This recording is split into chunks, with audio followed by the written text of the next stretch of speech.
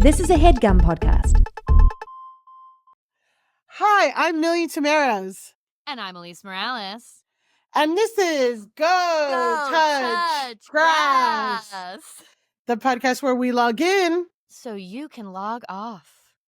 Elise and I are two chronically online comedians, and on this pod, we break down the week in internet discourse, viral memes, TikTok trends, and niche influencer drama so you can literally do anything else with your time. Anything else? And speaking of something else that you could do with your time, you could join our Patreon community. If you like what you hear today and you want to hear more, we've got more content weekly. We've got a Discord community. We've got our spin-off series, Search History, where we go back and break down a viral discourse from the past. We have had so many people join the Patreon at the over end the of holiday, 2024, clearly with a goal of being more informed about the discourse in 2025. But things are popping off in there. People have been going back listening to all the old episodes. You would be surprised at how much content we have up there, and we update it every week, and we're in there chit-chatting and responding to stuff. So if you're loving it's a fun community. Yeah. It is. And if you're loving the pod, there's more pod for you. There's more pod to be had. And don't forget to leave us, listen, if you're enjoying the pod, don't forget to leave us a 5-star rating and review. We love your reviews. We need more of them, but really the best review you can do is tell your friends. Tag us in a little story. We'll repost it. We're always online. And guess what? Speaking of online, we have charted new territory. Wow. Talk about the Oregon Trail. We are on YouTube. Wow. As you know, I know it's new for us. Let us colonize YouTube. Territories for us. Will we die of dysentery? No. Will we die of dysentery? Well, we'll die of comments. I know. So, yes, as you know, in 2025, Go Touch Grass is pivoting to video, not moving. We will still always have our audio episodes up on Wednesdays, but starting in 2025, we will get full video episodes of our podcast uploaded for your viewing pleasure. Please subscribe to our YouTube channel. We have 18 subscriptions right now. We can get it up to more. I promise we can get it up. We can double it. We can triple it up. We started at 18. We'll see where we're at the end of 2025. At the end of 2025, we'll see where we're at. At least, do you have a goal in mind of how many subscribers? I feel like, Our Shannon Sharp numbers. Our Shannon Sharp number. Our Club Shay Shay numbers. Our Club Shay Shay numbers. You know, YouTube is such an uncharted territory for me. Like, I have never been a YouTube girly. So I feel like I don't know how quickly subscribers build in a YouTube scenario. Well, let us be record breaking. But I'm going to say I would love for us to have 1,000 subscribers on YouTube. By the end of 2025? Let's see. I feel like you put it out there. I feel like we could get there.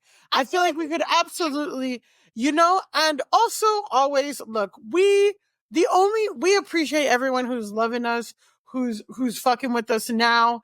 The thing is, we have something in our hearts that we want to share, and we don't care with how many people we share it with. That's what we have, and that's what we're doing it. And even if we have 5,000, 10 million, whatever, the only difference in content is how much time we get to dedicate to it and how much time, whatever. But we're still out here for everyone who's fucking with us from day one. If you want to be a pioneer, you want to be one of the people that came from the top. The founding father of Grass Nation. Founding father of Grass Nation. Be our 20th subscriber. Be our 25th. Be our 50th. Be our 1,000th. Baby, let's go. This is like an MLM, but instead of shitty leggings, you get content about celebrities. Yeah, and our memes and review episode is up there now. So you can be like, you know what? I want to see their faces as they're remembering what it was like to go through Haktua for the first time. That's up there. And guess what? I'll just say this. Elise is a very generous editor. She will edit out things that make it sound stupid, not me. Not me. I keep all that shit in there. See, that is the thing, is that the audio is definitely a more cleaned up version of the episode. Millie's sloppy. You will see us stumbling. You will see us not knowing what word to use. You will see us saying things that really don't make any sense for a while, and then at the end it gets to the part that makes sense, and so usually I'll clean it up to the end. Not on the video. No, the not video, me. You're Millie getting will it keep all. it in. Millie will keep it in. Millie will add in sound effects. Millie will add in pictures. Millie's doing all that kind of stuff. Elise is the generous, thoughtful editor. Millie's sloppy. So, and I'm editing the video. Millie's mess. So, if you've listened to the audio, go see what's on the video and be like, oh, they cut out Elise not knowing math for 20 minutes. No, I left in with not knowing math. Okay. But that video's pretty good. Of me being I know, maybe we're gonna... Yeah, you're right. The math is wrong. The math is not indeed mathing. Well, guys, so yeah, we're gonna have our episodes. So again, audio on Wednesdays, videos on Saturdays. That's what we're putting out into the universe. Let's hope it sticks. Let's hope it matters. Yeah. We'll get it out there. So, yeah. We're going to get right into the discourse because Jesus fucking Christ. Jesus fucking Christ. As soon as this discourse dropped, Millie and I were like, thank God we're on break, because you said it to me. Because I was like, oh my God, we're going to have to talk about this on the pod. And you were like, I think it's good that we're on break because more stuff is going to keep coming out and like dust needs to settle on this. And you, as you often are. As I often am. 100% correct. 100% correct. Because look, there's so many pieces. Today we're talking about, well, let me just intro, the discourse today. Naturally, we took a break from this pod, for the holidays. And of course, all hell broke loose all hell broke loose. Elon saying crazy shit. Lily J's got her essay in the cut. Lily J's got her essays. Is Matt Gates' Venmo's dropped? We're like, what? Matt Gates' Venmo's dropped. We didn't even get to, at least, I know you know nothing about the half-off flights Facebook groups. I know you know nothing about the half-off flights. About that and maybe that'll be Grasshole next week because we're talking about Chase Bank scams. Like, it's that level of stupidity. Okay. And people are going to jail, but we haven't even got to any of that. We can't. But we got so many requests during the break of like, Merry Christmas. Oh, you guys going to talk about this? Are you guys going to talk about this? Hey, Happy New Year. Have you seen the lawsuits? Have you seen the lawsuits? So if you don't know what we're talking about, look, first of all, if you're new, welcome. Welcome to the mess. On our August 26, 2024 episode, we dove into the drama between actor, director, producer Justin Baldoni and actress Blake Lively over the premiere of the movie adaptation of Kylan Hoover's novel, It Ends With Us. And so I'm going to quickly recap what we talked about in that August 26th episode and then talk about what has happened since. So to recap with broad strokes, Justin Baldoni, a self-identified and branded feminist with many feminist projects and many things that are aimed to empower women, produced this movie by a book by Colleen Hoover, and Colleen pushed for Blake Lively to be the lead actress of this movie. And the movie, just so you know, it's about a woman who's a florist surviving domestic violence with this guy. And her name is Lily Blossom Bloom. Already red flag. So the fallout began to happen when people noticed that the whole cast of It Ends With Us unfollowed Justin Baldoni on Instagram. And then people noticed that Justin wasn't pictured with any of the other castmates at any of the other events. Then news came out that Blake and Justin had tension on set. And this fit into the narrative that she has been a difficult person to work with. People started to piece together interviews. So, right, Justin's not in anything. They're concluding that there was tension. Then everyone started, kind of being like, well, it's Blake's fault. Including us, kind of. We were there. Pro Baldoni in that episode. And I'm not I'm not going to try to. We're going to go. No. We'll go through it. But again, people made that conclusion from the fallout of the thing, and people also started to piece together interviews where multiple former castmates said she was a bitch. interviews that started to surface of Blake being a bitch, you know, and again, the picture started to form of Blake being difficult. People also started to notice that the marketing of the film was off. The film is about surviving, the book, the story is about surviving domestic violence. And what was happening with the marketing was that they tried to market a rock your florals and grab your girlfriends kind of thing to go to the theater type of approach that was similar to the launch of Greta Gerwig's Barbie. They wanted to try to tie it to, they tried to tie It Ends With Us with Deadpool, which is, you know, Ryan Reynolds and Hugh Jackman, Deadpool versus Wolverine, which came out last year, which is Ryan Reynolds and Hugh Jackman's movie that they starred in.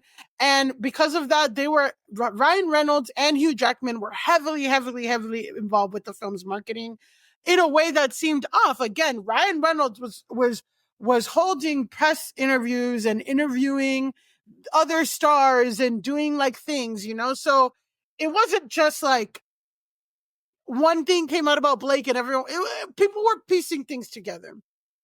And people were uncomfortable with the fact that Blake tried to tie this film's release with both her canned cocktail line and the launch of her hair care line. And she, at the press events and stuff, tried to like market them, and subsequently both brands flopped. Personally, for me, for Millie Tamaras, the narrative that Blake was difficult to work with / made weird marketing choices was easy for me to believe, because that was consistent with a lot of past behavior I've heard. I've also heard great things from her from people who know her too, but most notably, she got married on a fucking slave plantation. So like, it's not giving somebody who's you know what I mean? So It's super it's not thoughtful. Yeah, it's super thoughtful, thinking about the public, whatever, versus, you know, Justin Baldoni, who had this more public conscious presence, right? So as a result, Blake was canceled, if you can call that. To be transparent, me and Elise were at an event in November with someone who worked with Justin Baldoni in a creative capacity. They said that Justin Baldoni could be difficult too. They allege, you know, whatever their opinion, that Justin Baldoni could be a difficult person to work with. And it was disappointing. They didn't have nice stuff to say about him. We'll say that. You know, well, they didn't have nice stuff to say about him, but it did speak to my desire.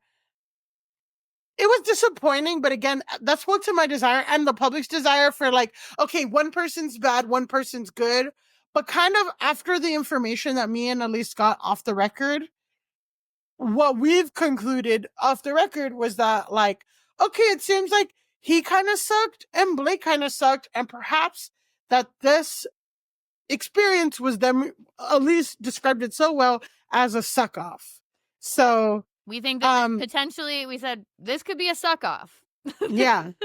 Cause I'm like, damn, like Blake sucks. Like, but then to hear that Justin could, you know, and again, this person worked with Justin on a different project. The context was completely different.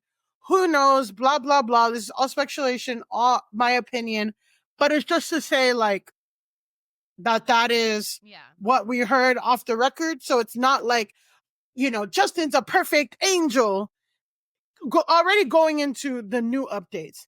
Anything else about like the everything between August and November about your feelings about Blake or anything like that? Because we'll get to everything from December on.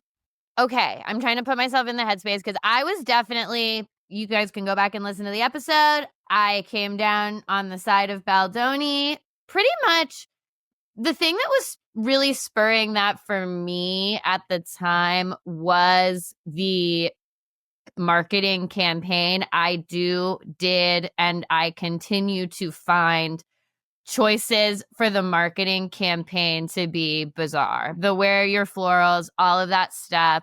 It seemed strange to me to do that with this movie because I talk about it in that episode, I had read the book, so I was aware of like what the actual subject matter is. And I the found it steampunk florist, yeah. steampunk florist, Lily Blossom Bloom, falls in love with a guy named, all the names in it are crazy, but her ultimate love is a guy named Atlas. Anyway, the point is, I found the marketing campaign strange. And so when all the other stuff was coming out and coming around, it made it all easier for me to believe the narrative that was like, okay, Justin Baldoni really actually understands the movie and Blake doesn't. And that's why there's this disparity in the marketing. We'll get to what's come out since. Now I feel slightly differently about why that marketing disparity was the case, but I still do think that was a very weird choice to do marketing in the way that they did it. And I think in particular to try to tie in your alcohol brand when alcohol is like a huge contributing factor to domestic violence and abuse. I think that as far as like things that have come out since that we'll get into, I still feel that way about the marketing campaign. Yeah, and just personally, like bigger strokes again, like I think that we did come hard like for Justin, but where we were hard on Blake Lively. Personally, I have a different thing, and we'll talk about that. But like again, I just want to make sure, and I think that this is something that can is not really encouraged in our society, of like the ability to be wrong or to be like, okay, like get more information and make a different conclusion. And like, I do think that's possible. I don't think me and you are like that. You know, again, Chase Lounge, like, yeah.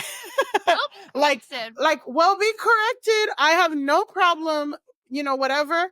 I will say that, say 12 times 5 is 60, Elise. And I'll say, so you're right. So it is. So again, but I just want to say, like, I think that going into this, like,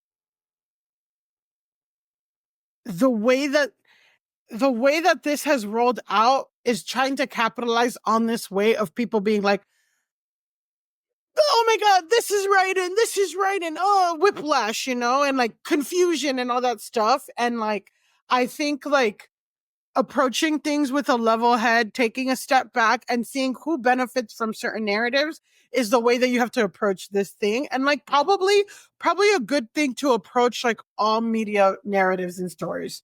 Yeah, I think that's so spot on. And it's something that like, as we go through how much has come out and how much has changed and everything, like this definitely for me was just, it made me really think about, because we are a podcast that talks about things in real time with the information that we have in real time. And watching this entire thing unfold for me, I'm like, oh, I need to be a little more in tune, especially when we're talking about celebrities. Like when we're not like influencers, whatever, when we're talking about celebrities who have fucking teams and PR people and all, like the episode was called It Ends with PR. And I'm like, I'm going to be a little more plugged into what a PR machine does and is capable of, because there's some stuff that I guess in my back of my head, I knew people were doing, but to see it laid out the way it's laid out in the lawsuits that we're going to get to, for me, I was like, oh, I need to be more tapped into these aspects of the shit that we talk about on here. But, and also like, you know, like, you just need to know that like everything you read online isn't automatically true either way, you know? So, okay, so let's talk about it. Blake's lawsuit, right? So on December 21st, Blake filed a complaint against Justin Baldoni, Wayfair Studios, his crisis PR team, the agency group, Melissa Nathan, and others for sexual harassment, retaliation, and more. Blake claimed that a meeting took place in early January 2024 to address the hostile work environment that had almost derailed the film, quote.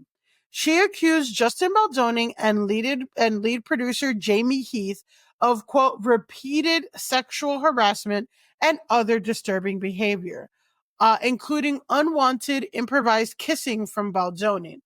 According to the complaint, the actor had a number of requirements in order for her to continue to work on the film. So again, what happened was the film started filming, and then both the strikes happened, the actor strike and the writer strike. So it was on break for a few months. And then when they were trying to come back in January 2024, Blake's like, I'm not coming back unless you guys do all this shit. And I think she sent this to Sony. According to the complaint, Blake had a number of requirements in order for her to continue to work on the film.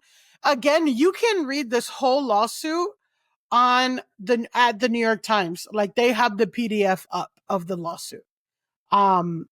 And it's 80 pages, but it's like, if you want to really read more in 2025, you can start. You can start one there. Of your goals is you can read this lawsuit.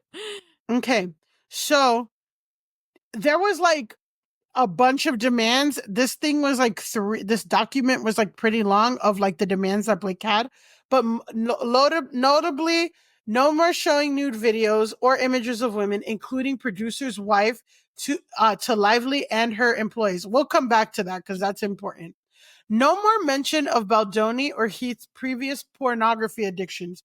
We'll come back to that. No more discussions to Lively and her employees about personal experiences with sex. We'll come back to that. No more descriptions of their own genitalia to Lively. Come back to that. It's just ridiculous. And no more mention of Baldoni, by Baldoni, of him speaking to Lively's late father. Okay. Lively alleges that so I guess from what I concluded, this was sent to Sony Pictures. Okay. Who distributed the film. Lively alleges that after Sony Pictures approved her request, Baldoni hired a special team and began a campaign to destroy her reputation.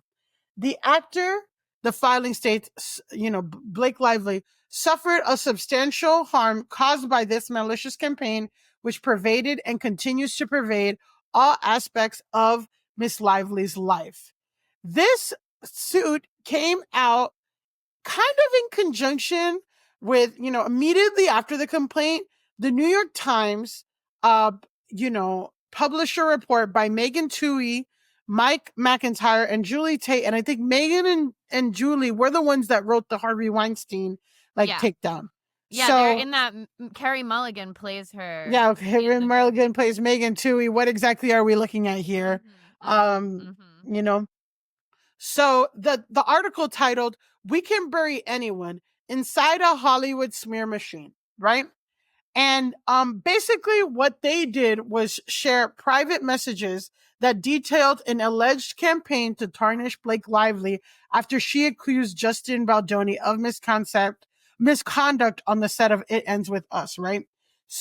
So again, Lively's 80-page filing includes excerpts of thousands of pages of text messages and emails between Baldoni, public relations executive Jennifer Abel, and crisis management expert Melissa Nathan.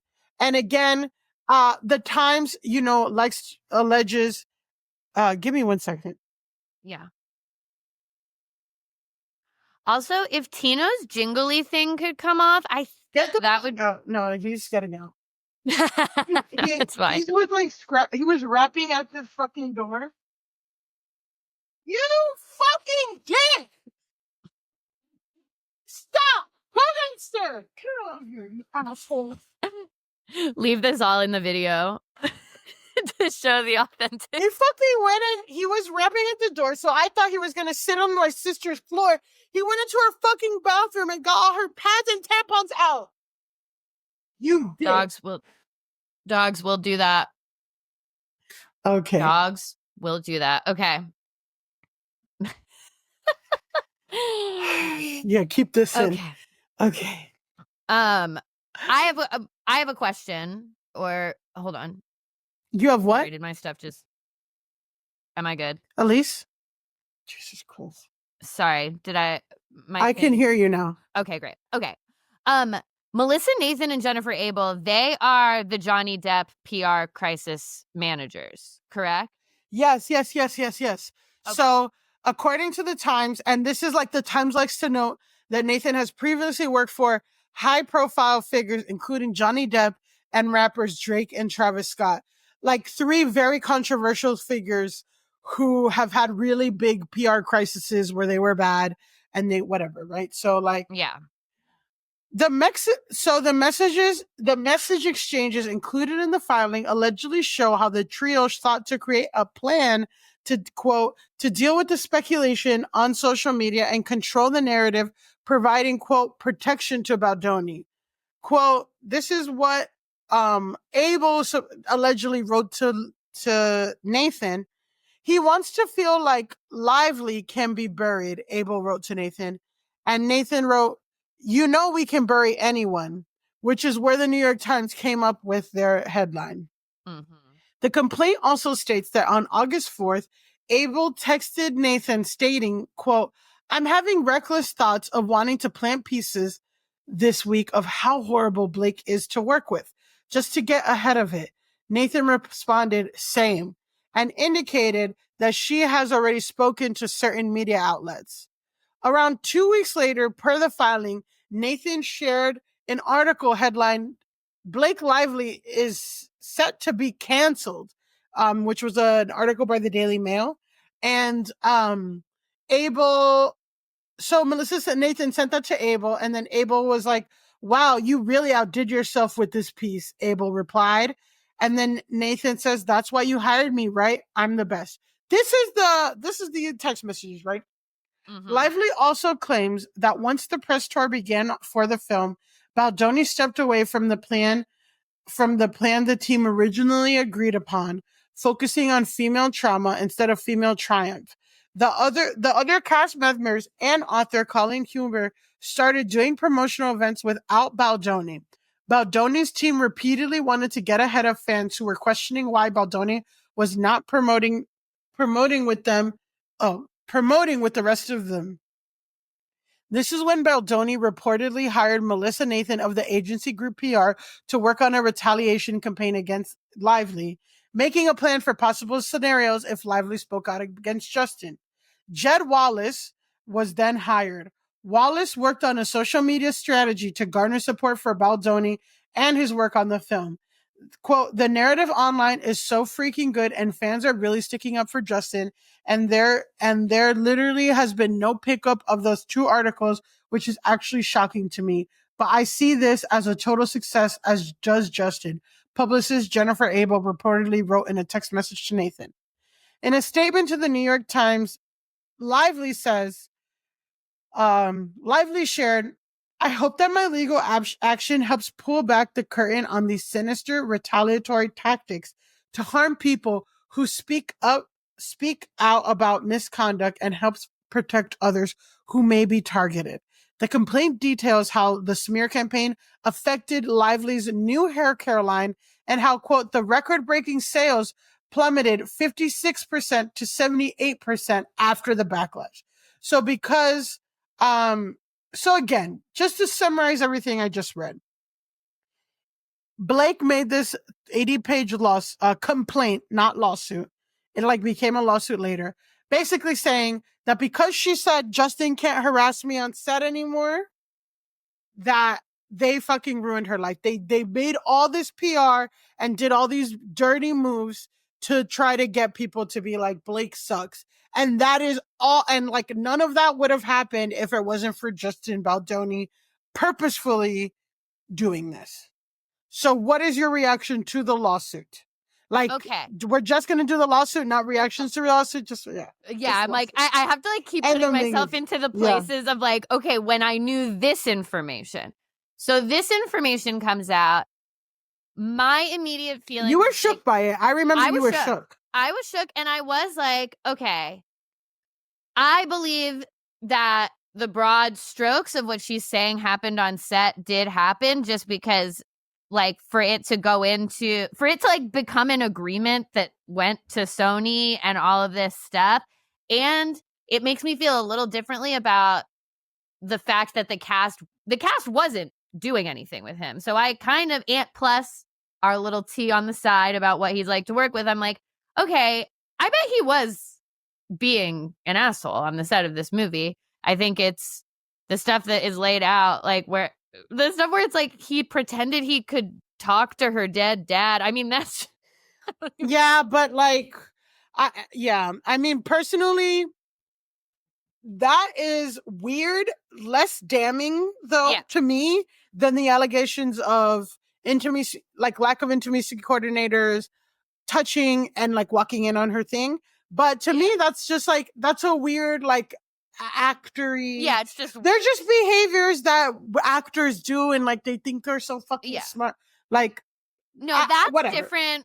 It is different. I think that the stuff that is more sinister to me is the stuff about just like talking about porn, talking about your dick, like all these sexual conversations, especially because of Justin Baldoni's whole thing of like, I'm a feminist and like, I understand, and like having that Better Man podcast and stuff. It's like, he is straight up someone who should know that like, you do not need to be describing your penis to people or showing pictures of Nate. Like you don't need to be having sexual conversations with your co-stars of any nature, really, especially if you haven't built like a strong friendship relationship with them. Like, obviously, film sets are a little different, whatever. But at the end of the day, you're the director of this film. It's a film about domestic violence. You're supposed to be Mr. Feminism. Like, you should know not to do this stuff. So I definitely feel that way about those parts of the lawsuit. Where it still does not get me is I do not buy that.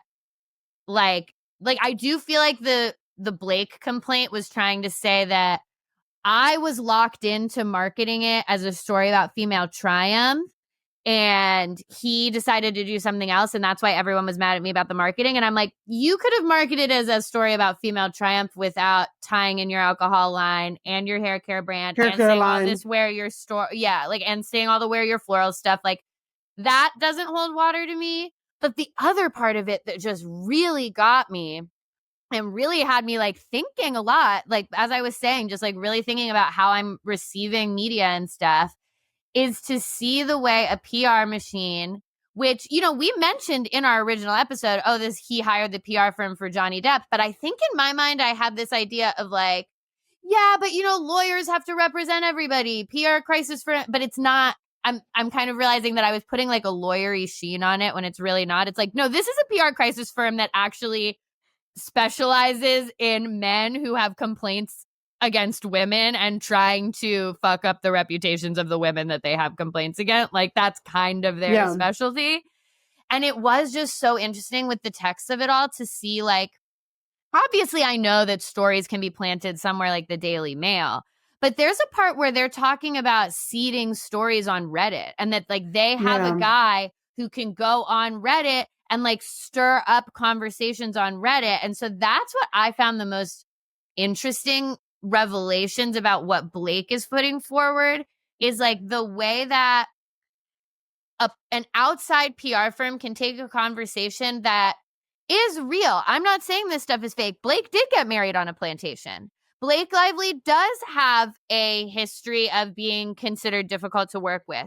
They did have a cringy marketing campaign for this. Like, there were legitimate actual things people were complaining about. But what this PR firm was able to do is to like flame that fire in a major way and make sure like, okay, these guys are going to make sure that we're picking up this conversation, and then we're going to make sure that this is being talked about on Reddit in this way. And then there's that super famous video by that journalist, Christy Flaw or whatever. Yeah, we're going to get to that too. She put out that video of Blake, and then it turns out that she's been a pro Johnny Depp person. There's no way to connect the two, actually. Like, there's no, like, that's, you know, there's no evidence that they, like, paid her to put that video out or whatever. But it is just interesting that it's, like, there is, like, I think you get this sense that stuff on social media and stuff that goes viral is organic. But actually, a PR firm can go in and be like, okay, see these conversations that are happening? We're going to amp these up to 100. We're going to make sure that influencers post about these. We're going to make sure these make it to Reddit. We're going to make sure that these get written up in other articles. So it was like, that was what was so interesting to me. And then it was also just kind of even reflecting on my own self to be like, oh shit, some of these opinions that I have that I even agree with, that I still agree with. I still think the marketing campaign was wild, but some of those were also handpicked for me by a PR crisis team. Like, a PR crisis team wanted to make sure that I heard this information, and I did. And that's something that gave me pause reading complaint number 1. I mean, to be like on the opposite end, I just feel like, yeah, I think like that is the job of PR crisis of PR firms in general, of like, they highlight certain things of like, we want people to know that this company is women owned and blah, blah, blah, and whatever. Like, that is what PR is. Yeah. So I think like the Reddit things of somebody going on Reddit and being like, I met Blake once and she was a bitch, like, and that being fake, that is creepy and weird and stuff. But I'm also just like, part of it is like, yeah, I mean, it's pay to play. It's like, that is a vehicle, like a thing that people use. Like, that is a tool that people use. So I don't necessarily, well, we'll talk about, so after this came out, there was mass support for Blake, which was, that thing was really what got me. Was, I feel like the immediate reaction was people feeling bad for Blake and feeling that they were, quote, Amber Hearded again, which I don't really love as a way to like describe this, but that's how people were feeling, of like, oh, the media and like everyone hates women and it's all misogyny. It's all misogyny, misogyny, misogyny, right? So, and a lot of people came, or a few people came out in support of Blake Lively publicly. So, including the Sisterhoods of the Traveling Pants. The sisters, they put those pants back on. They put those pants back on, and they said, "Don't talk about our girl." And in a joint statement released on Instagram, Fiera, Tamblyn, and Bedell showed support for Lively. Quote, and this is what they said: as Blake friends and sisters for over 20 years, we stand with her in solidarity as she fights back against the reported campaign waged to destroy her reputation, the statement reads. Throughout the filming of It Ends With Us, we saw her summon the courage to ask for a safe workplace for herself and colleagues on set, and we are appalled to read the evidence of a premeditated, vindictive effort that ensued to discredit her voice. Most upsetting is the unabashed exploitation of domestic violence survivor stories to silence a woman who asks for safety. The hypocrisy is outstanding. We are struck by the reality that if a woman is as strong, celebrated, and resourced as our friend Blake, she can face forceful retaliation for daring to ask for a safe working environment, the statement continued. We are inspired by our sister's courage to stand up for herself and others. For anyone seeking more information or engaging in this important conversation online, please read the full legal complaint in the investigative reporting by Megan Toohey, Mike McIntyre, and Julie Tate for the New York Times. Very interesting, right? I have to say, Sisterhood of the Traveling Pants came out 2005, and the sequel 2008. Very interesting. They had to go back that long to get people to say nice shit. Yeah, but I don't see Leighton Meester saying nothing. She was at the Golden Globes yesterday looking amazing. She's not saying shit. Well, again, so other people, so there was a article that I found of like celebrities that said great things about her. So we had the Sisterhood of the Traveling Pants people, Paul Feig from A Simple Favor, and Colin Hoover, who said, finally, justice for my sister at Blake Lively. That's from Robin Lively. And then, sorry, that's Robin Lively, who I don't know why she's a fucking celebrity, but whatever.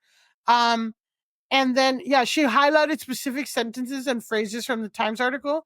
And then Colin Hoover in her story wrote, at Blake Lively, you've been nothing but honest, kind, and supportive and patient since the day we met.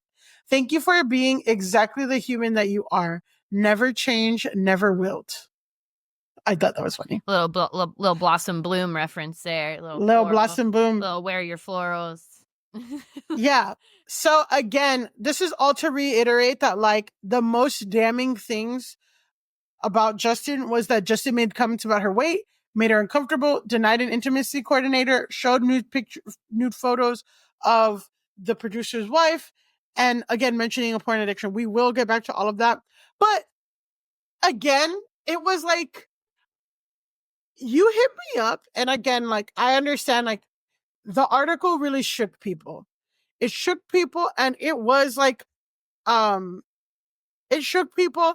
And I feel like it got people again to beating the, like, to speaking about, this is misogyny. This only worked because everyone hates women. Justin's fake, whatever. And then it got people to like really identify and relate to Blake Lively. And there were a ton of things out there, but, of like the moment is this thing. And again, if we didn't do it, like, trigger warning, sexual assault, like, this is what we're talking about. Sexual misconduct. I mean, not sexual, sexual harassment. That's what this subject is. But the New York Times release got all these women to come out in support of Blake Lively, including like regular women. And this was the narrative. So I want to show a TikTok from this woman at Hey It's KB, just talking about like things that she heard, just to get like a tone of like, what was the conversation like on the internet around the time that this came out. So this says, my thoughts on this, hashtag Blake Lively, hashtag lawsuit, hashtag trending, hashtag FYP, hashtag protect victims. Not that anybody will like, see this or, probably care or whatever. I didn't really need to hear much more about the, lawsuit that Blake Lively filed against Justin Baldoni and his business partner. I didn't go much further and past the fact that they entered her dressing room in various states of undress and while she was nursing her baby. Because I've had that happen to me. I was pumping while I was at work and I had a sign with big ass letters that said, pumping, do not enter. And there was a worker that was like a contractor that came in anyway. It was like, oops, sorry. I'm like, yeah, dude, sorry, you can't fucking read.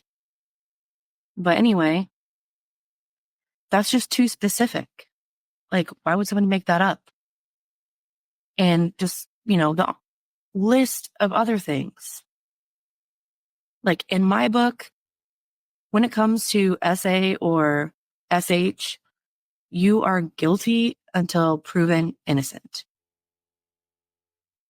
And I feel really bad that Blake had to go through all of that. And people wonder why Ryan Reynolds got involved and was on set and, he's overstepping and he's doing this and that. I wonder why. He was protecting his wife and, doing what he needed to do as a husband. So that's just my thoughts on it. All right. So thoughts? I mean, my overarching agreement is like, I do agree that the things that are outlined in the complaint that Blake says happened. I know that we will get Justin's side of those things happening, but I'm putting myself in I'm trying to like stay in the chronological whatever of what we're having to say. I struggle with the Ryan Reynolds of it all. On the one hand, I'm like, it does make sense to me for him as like kind of a powerful power player in Hollywood if his wife is experiencing like sexual harassment and weird behavior on set, for him to kind of like show up and be around. And I don't think it's that strange for him to be like on the red carpet with her. What's strange is the Wolverine Deadpool tie-in stuff. Like, Yeah. it's just, I feel like, and this is something that I was talking to you about even when it first came out, is like, there's a couple different things that are going on here. And I think that one element of what's happening is that Blake is trying to, like, create a new narrative around why the marketing campaign was so poorly received. And I just don't think that any of the things in the complaint or any of that stuff actually does that. I think that it is still weird that they did it like a rom-com. I think it is still in poor taste for her to tie it to an alcohol brand. I think that she could have found ways to appropriately mention, I used my hair care line during the filming of this movie. I think there's a way to like appropriately talk about that in certain interviews. I think there's a way to appropriately have your husband around. But I think there's a level of this complaint that is them shooting back and forth at each other about how the marketing got out of hand. And I don't think that any of the stuff in the Blake suit actually addresses that. Because I've seen people online be like, well, she was contractually obligated. And I'm like, no, she was contractually obligated to do marketing and to talk about it, to try to talk about it as like a story of triumph. She was not contractually obligated to be like, girlies, get your bestie and grab some of your lively wine and like, that was not contractually obligated. So again, I still feel weird about the marketing. I think that was just a bad choice. I think that was going to be received poorly no matter what. But what the complaint does show is how Lively's team was able to see that happening, jump onto it, extract Baldoni from that, be like, okay, actually now no one's doing red carpets with you because I guess you didn't make any friends on the set of this film, it seems. But we can now spin this with an existing narrative and make Blake look bad. Like, I think they were able to capitalize on something that actually was. Oh, Baldoni's team was able to do that. Yeah. Sorry, you said Blake's team. It's confusing. I know, it's confusing. Okay. What I mean is, I think Baldoni's team was able to see, okay, people are noticing that Justin is not doing events with the rest of the cast. Seems like he didn't make a lot of friends on the set. People were noticing that immediately. But then they were able to also see that people were getting squicked out by this marketing campaign, and they were able to use both, as a crisis PR team does, to create and inflame a narrative that was based in some truth, which is that the marketing campaign was not well thought out on the Lively side. Maybe Baldoni would have been doing more stuff like that if they hadn't had this falling out and all of that shit. But I remember like my take at the beginning was like, oh, Justin Baldoni has a better grasp on feminism, and that's why he's promoting the movie in this way. And now it's like, I kind of actually still think that's what happened, but in a more sinister way. Like he and his team were able to, they did notice, oh shit, look at how the conversation is happening. Oh shit, look what we can do. It wasn't actually coming from this place that I originally thought of like deep concern for victims of domestic violence. I don't know. I would say it's kind of split in the middle between that and, you know, we'll get into like why I think so. But I feel like, I just feel like it's split in the middle between like a sinister thing and like whatever, because of information I found. We'll move on, right? Yeah, we gotta keep going. I agree with you that like basically some shit happened that made Blake uncomfortable, whatever. I'm not even doubting that. I'm not doubting, like, I just feel like I'm not doubting any of these stories. But I think that the narrative and the things that were pitched by the complaint was that every negative thing about Blake on the internet was implanted by Justin's PR team as retaliation for Blake standing up, like for saying like, don't do this shit on set, you know? That is their narrative, right? Yes. So what happens is that shit is fishy, right? So it's hard to ignore that all of Blake's stuff came out the Friday before Christmas, which again, basically that Friday before Christmas is like, no one's fucking working. No one's doing everything. Like it's technically the holidays, and for that to come out right then, kind of, and I had my tinfoil hat on because it was around when that fucking movie came out on Netflix too, which was like whatever, right? So it was interesting for it to come out on a Friday afternoon, and then also like before Christmas. And a few interesting things started to come out, including, again, that everything positive about Justin was fake and everything negative about Blake was fake, and all that shit, right? Statement to the New York Times from Brian Friedman, attorney for Justin Baldoni and Wayfair Studios and all its representatives. It's shameful that Ms. Lively and her representatives would make such serious and categorically false accusations against Baldoni, Wayfair Studios, and its representatives as yet another desperate attempt to, quote, fix her negative reputation, which was garnered from her own remarks and actions during the campaign for the film, interviews, and press activities that were observed publicly in real time and unedited, which allowed for the internet to generate their own views and opinions. These claims are completely false, outrageous, and intentionally salacious, with an intent to publicly hurt and rehash a narrative in the media. Wayfair Studios made the decision to proactively hire a crisis manager prior to the marketing campaign of the film to work alongside their own representative with Jones Works employed by Stephanie Jones due to the multiple demands and threats made by Lively during production, which included her threatening to not show up to set, threatening to not promote the film, ultimately leading to its demise during release if her demands were not met. It was also discovered that Miss Lively enlisted her own representative, Leslie Sloan, with Vision PR, who represents Mr. Reynolds, to plant negative and completely fabricated and false stories with the media. Even prior to any marketing had commenced for the film, which was another reason why Wayfair Studios made the decision to hire a crisis professional to commence internal scenario planning in the case they needed to address. The representatives of Wayfair Studios did nothing proactive nor retaliated, and not only responded to incoming media inquiries to ensure balanced and factual reporting and monitor social activities.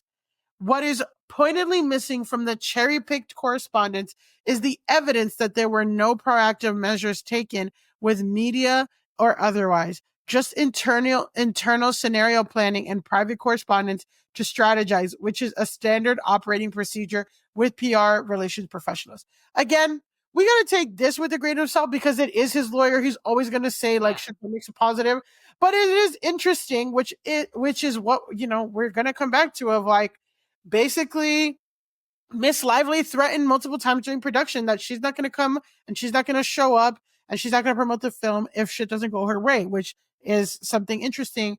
And I think that, hearing this in context, like this was released right when the New York Times released their thing. Yeah. Kirsty Flaw, the person who quotes. Sorry, can I say one thing about the statement first? Yeah, go ahead. Before we go to Flaw. So my thing with this statement is, my biggest takeaway from it is I definitely think whatever it is that actually went down on this set, Justin Baldoni got majorly spooked that negative stories were going to come out about him, and that's why he hired a crisis PR team. It could be for the reasons that are listed here, that Blake was like, I'm going to like come for you. It could just be that he saw writing on the wall because of, clearly, I mean, again, if like they had to come to an agreement about sexual harassment related things, he might have just been on his toes in general because he's like, fuck, if she decides to make this public, I'm going to be in a bad place, etc. The thing that I really don't buy from this statement is just him at the end being like, no proactive measures were taken. And I'm like, well, in the text, it says, here's an article. We got the article published. Have you talked to this guy at the Daily Mail? Look, he published it. Our Reddit guy is on Reddit. So I am like, proactive measures were taken. Well, right. I guess what the lawyer is saying, and my conclusion is, according to Blake, she said this shit in January. I'm not going to come if you guys don't follow these things. And in her thing, she said everything negative that happened to her was because Justin didn't, because she wrote that statement, and it's a retaliation to that. So if it was proactive, it would happen in February or March, but this all happened like him hiring people. This is, I guess, what the lawyer's trying to say. Him hiring people was only after like he was getting cut out from shit and kicked out of the premiere and all that stuff. He did that to protect himself. Again, like, I'm not saying that Blake is guilty, Justin's innocent. I'm just saying that if Blake's whole thing was that this was in retaliation because she called him out, then these texts and the strategy would come March, June, July, like before the movie even came out. Whereas there are texts, which we're going to get to, there are texts from Blake's PR person saying shit about Justin to the Daily Mail, to the thing, before the movie even came out. That's what the lawyer's saying. Yeah, I guess I'm just like, the vibe I got from this is like, we didn't actually do anything. We were just discussing what we would do. Of course. And I'm like, well, you guys did make sure that these stories, like, let's be for real. You guys, whatever time period it happened on, you guys definitely made sure negative stories about Blake were getting seen in the press and stuff. Like, your PR machine was put to work.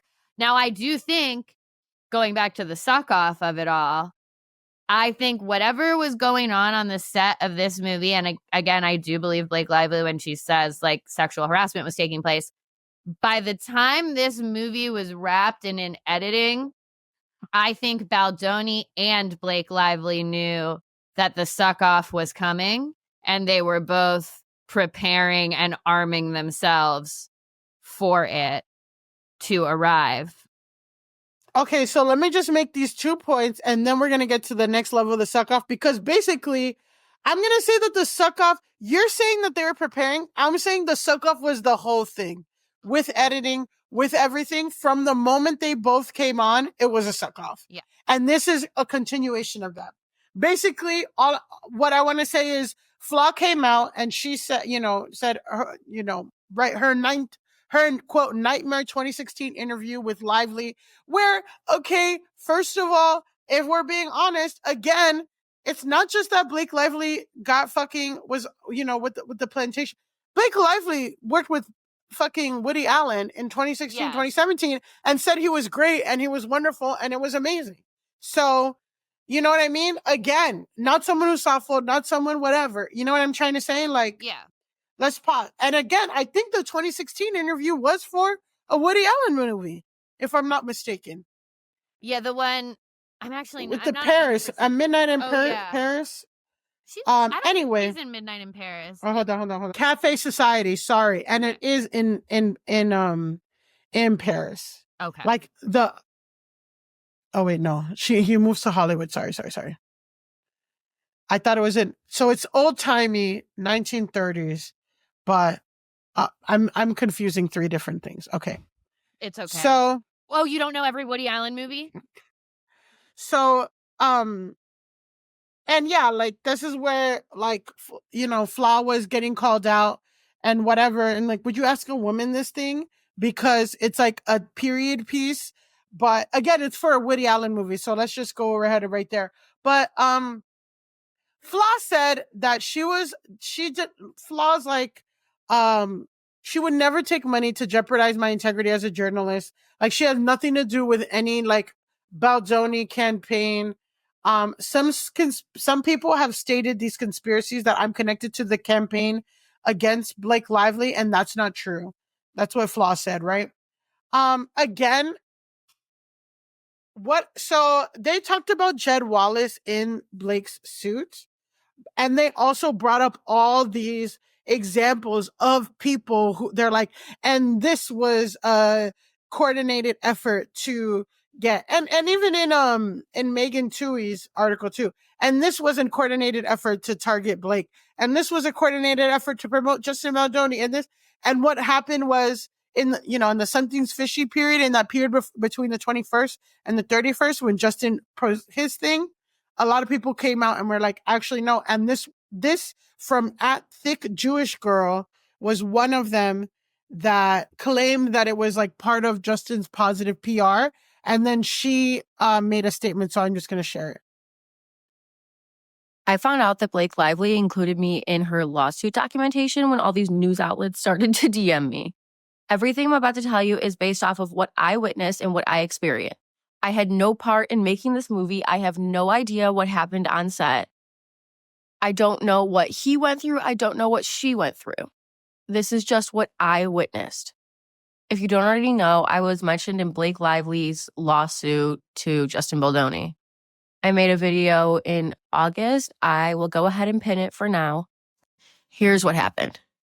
One of my mom's friends owns the production company with Justin that produced this movie. I was a big fan of the book.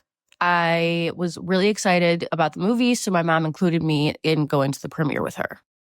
This premiere was in a small suburb of Chicago, and there were not a ton of people there. After the movie was over, Justin came in and the director came in, and they just kind of talked about their movie and the experience. Justin talked about all the research that he had done to make this movie as authentic as possible. You guys can decide if it was authentic or not. Don't come for me. He talked about how he attended counseling sessions of men who were abusers so that he could understand his part in the movie more. He talked about how he partnered with counselors and support systems for women who have experienced domestic violence so that he could really, show the support and be able to give a more authentic take. He also talked about how he could never understand what it feels like to be a woman in this situation. He said, I don't know what it's like to have to carry pepper spray to get to my car and, all of that kind of stuff, which I really appreciated hearing him say. When I met him, he was nothing but kind. And I just happened to notice that in Blake Lively's interviews, she never mentioned domestic violence, which pissed me off. So in my video that is referenced, I talked about that. No, I was not paid to smear her. I wasn't even asked to post about the movie. Literally just a girl. Let me know what your questions are. I'll be answering them. That was a video that she made that said, like, did you know that you're like tagged in, like, did you know that you were going to be in the article? Like, what the hell? And she's like, I had no idea. So that was just something of like something fishy's happening. Yeah. Well, so did they say in the article this was a paid for thing, or were they including it as like, these are examples of stuff that's being posted about Blake on social media? I think from what I saw, it was like, this is part of the campaign because she made her video that was like, I went to the thing. Justin's awesome. I also think it's weird that Blake is not talking about this. So it was just kind of like, oh, and here's an example of Justin's like PR thing. This girl was paid for to say that Justin was great and Blake sucks. Yeah. I mean, that just like to put a random TikToker in your complaint and shine a light on that in a way that is gonna obviously like blow up their life is definitely fucked up. I mean, I do still think that Justin Baldoni, because he took all this time to become Mr. Feminism, which I don't believe anymore and kind of feel dumb for ever believing that a guy who's like brands himself that way is genuine, because now I'm kind of like, yeah, those guys always end up sucking. But that's a point on the side. Like, yeah, I think he probably did talk about the movie in a really thoughtful way because he knew I do still think that he is a little bit more savvy about this kind of shit because of the brand he built for himself. When it comes to Christy Flaw or whatever, the one who released the really negative interview about Blake, I don't think that necessarily she was paid, but I think that what the Blake lawsuit showed is just like the sphere of influence that a crisis PR firm can activate without even necessarily needing to pay them. Like this Christy Flaw lady, she fucking was pro Johnny Depp herself. Then like she started trying to just release other interviews with actresses where she was like, see, this one, Anne Hathaway, is rude to me. I'm like, I don't really fuck with her in general. She did too much immediately. And I like when she first released the Blake interview, I was like, okay, yeah, I mean, she's being super nasty in this probably reminded her. And then when she tried to do it again with Anne Hathaway, and then when it's like, oh, and also she was like doing a bunch of anti-Amber Heard shit, I'm like, well, it seems like this woman just doesn't like other actresses, and I kind of don't understand why you have a career interviewing actresses if you don't like them. Yeah, I mean, again, I think like, yeah, I don't know. We'll move on because I don't want to take up to because I want to get to like what I think after all this fucking information that I know, spent because like now there's 5 a whole other years. lawsuit that's about There's to come we out. haven't even talked about the lawsuit. Okay, so Baldoni filed a lawsuit in Los Angeles on Tuesday, December 31st, against the New York Times over their coverage of Lively's lawsuit, which is interesting because Lively's filed a complaint against Justin Baldoni and his production company, all those people, but Justin sued the New York Times, which is very interesting. The actor and director claims that the Times relied almost entirely on Lively's unverified and self-serving narrative and disregarded an abundance of evidence that contradicted her claims and exposed her true motives.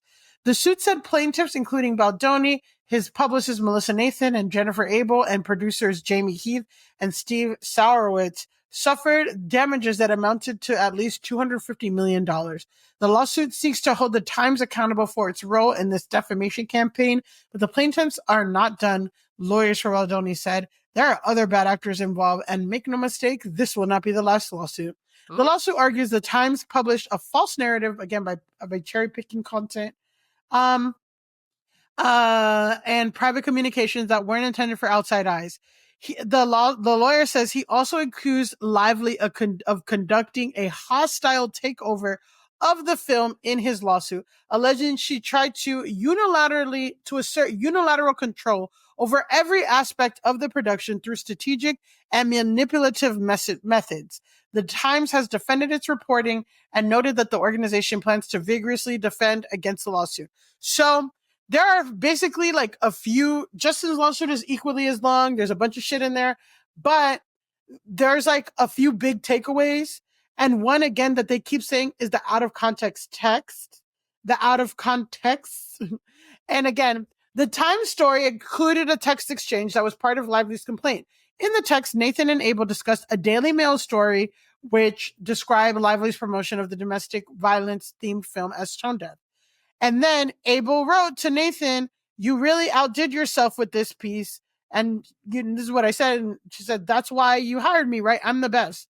The libel suit said that the Times omitted a text from Nathan preceding the exchange where she said she was uninvolved in the story publication, writing, "Damn, this is unfair because this is also not me." The suit said that the Times also didn't include Abel's use of the upside down face emoji when she wrote, "You really outdid yourself." The suit said the emoji showed the writer was being sarcastic. So basically they're like, wow, you really turned it up. And she's like, just saying, like, they cherry picked it to make it sound like this was intentional planning when it was like they were being sarcastic. Well, to omit the upside down face emoji, that is negligence to me, because when I include an upside down face emoji, that is a crucial part of the message. That is very important. If I'm saying something, and I use upside down smiley face all the time. So if I'm saying something and I put an upside down smiley face on that upside down smiley face was chosen for a reason, and it must be included if you're going to sue me. And also, like, the thing saying, like, damn, this is unfair, this is not me. From what I've seen and what I've gathered is, like, they had this whole plan to, and this is what they're saying, they had this whole plan to bring down Blake Lively, or they were talking about it, but the internet did its shit on its own because, and that's the thing is, like, if you, like, to be compared to Amber Heard is interesting because Amber Heard, like, her allegations were like, she beat the shit out of Johnny Depp, but like Johnny Depp also beat the shit out of her. Like, it was interesting, but it's also like, it was easy to take Blake down because Blake sucks. That's why I was like, this is a suck off. Anyway. Yeah. Well, I mean, I think the Amber Heard comparison is there because it's, Melissa Nathan. Yeah, Melissa Nathan is involved. But it is different because I do feel like, I mean, there clearly was a well of hatred for Amber Heard that I didn't really understand. I mean, I remember the first narrative was this mutual abuse narrative that I was like, okay, this is interesting. What's going on? But I felt like by the end of the Amber Heard trial, I was very like, I was like, oh, this woman has been the victim of a smear campaign. But in that, like, I watched that documentary about it, and like they straight up used like bots and stuff in that. Yeah. Like that, the Amber Heard stuff is way crazier than what's being delayed. That's what I didn't like. Because the Sorry. Amber Heard stuff, they actually straight up used like bot commenters to come in and like do like inflame stuff. That's not what they're saying went on with Blake Lively. I do think there were machinations behind the scenes to make sure that stuff got posted to the right websites and made it to their connections. That's what a PR firm does. So I don't buy their thing that like we didn't actually do anything, but I also don't feel like none of the negative stories would have ever come out and nothing bad would have been said about Blake Lively had this firm not been involved. Like, I don't agree with either of those polls, really. But I'm also like, well, okay, there's more. Okay, so let's talk about the pushback on, because I'm trying to like say my thing, but not spoil what I'm going to bring up. So I know. It's hard. It's like so hard. It's so hard. Guys, this job is hard. Okay. The libel suit accused the Time of, quote, uncritically advancing Lively's unsubstantiated claims of sexual harassment against Heath and Baldoni. So the Times story said, for example, that Heath had showed Lively a video of his naked wife.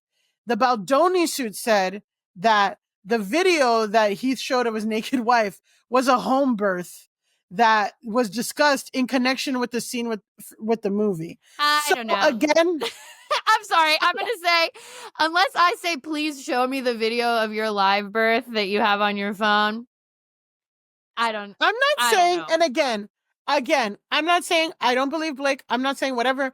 I'm just, personally, it does provide more nuance than like this creepy guy showed me a video versus like, we're talking about births. We're talking about this birth scene. We're talking about blocking.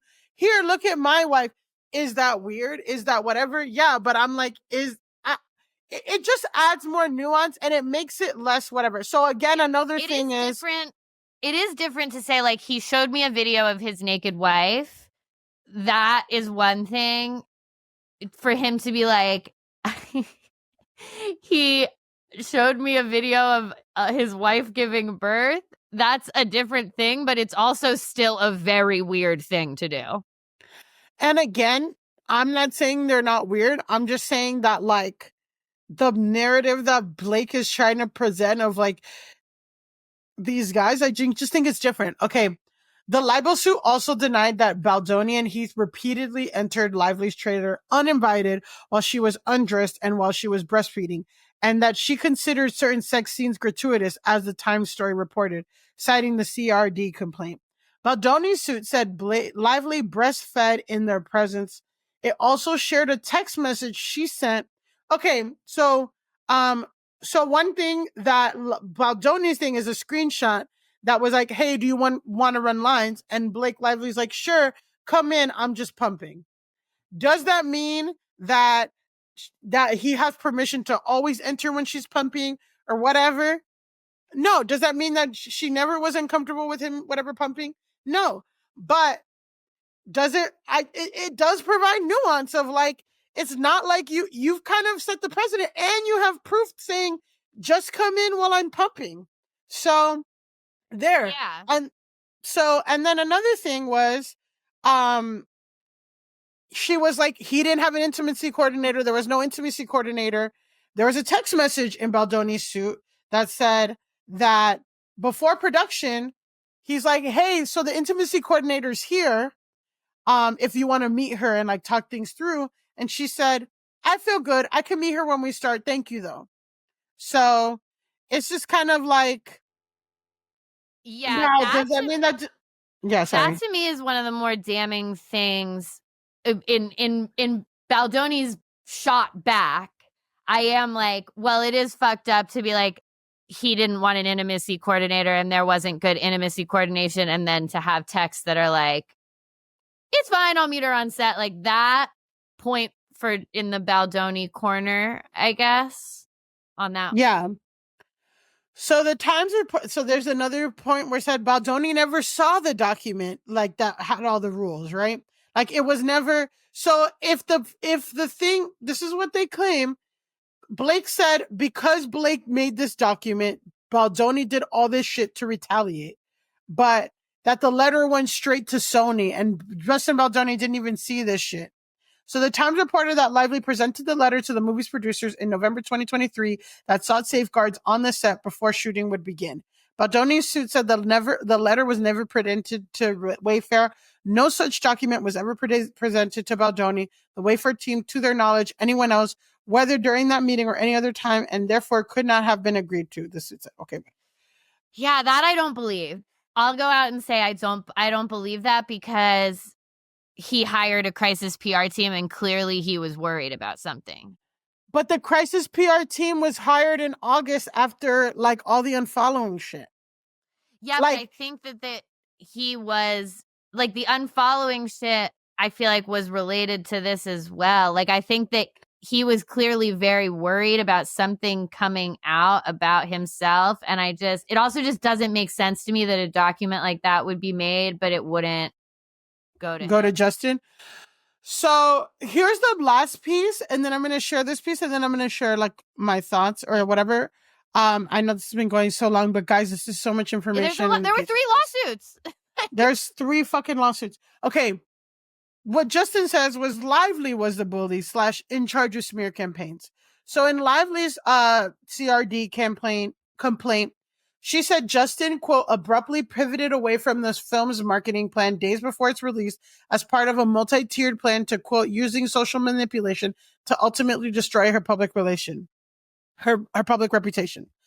Baldoni said it was the other way around. He said in the suit, as well as in a statement going to the Times, that he and his company hired a PR firm to protect himself, with Lively's PR going on the attack against him. The suit claimed that Lively's PR hire, Leslie Sloan, planted stories critical of Baldoni, included the one that he said made Lively uncomfortable on the set.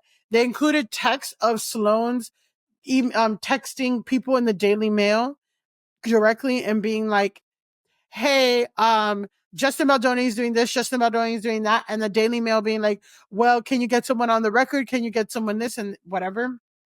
So there's that. Another thing that was said, there's so much information. I'm like not even fucking remembering it. Okay. Another thing that was said that could be interesting is that the PR. Actually, I'll wait. The libel suit describe multiple alleged confrontations between Baldoni and Lively's husband, Deadpool star Ryan Reynolds. The suit said Reynolds aggressively berated Baldoni and accused him of fat-shaming Lively during a meeting at the couple's penthouse in the Tribeca neighborhood of New York. Baldoni's suit said that he asked his trainer about Lively's weight because he had back injuries and wanted to determine if he could safely lift her as directed in the scene. The trainer later shared Justin Baldoni's inquiry with Lively, the suit said. The confrontation that followed was so aggressive that Baldoni felt compelled to offer repeated apologies during his question, being entirely reasonable and made in good faith. In another meeting at the penthouse, which again, them meeting at their penthouse kind of shows a pattern that's what's going to come up of like, everything has to go to the Reynolds. Everything has to go to Ryan and Blake, which is interesting because that is another kind of thing. In another meeting of grievances at a meeting at the penthouse, the suit alleges Reynolds blindsided Baldoni by berating him over a list of grievances that became enraged when Baldoni didn't apologize. Baldoni later called it a traumatic encounter and said others left the meeting in shock, according to this suit. Baldoni's suit further claimed that Reynolds pressured Baldoni's agency, WME, to drop Baldoni, because both Blake Lively and Reynolds are repped by WME. The wielding power and influence became undeniable, the suit said. Baldoni and Wayfair grew increasingly fearful of what Lively and Reynolds were capable of, as their actions seemed aimed at destroying Baldoni's career and personal life. It's important to note, before I show this last clip, Ryan Reynolds is known as a marketer. He has a lot of fucking brands. He has a lot of things. If he goes to, I believe that if he went to WME and was like, it's either me or Justin, they're going to drop Justin because Ryan Reynolds owns Cricket, Aviation Gin, all this shit, Deadpool, all this, like, Yeah.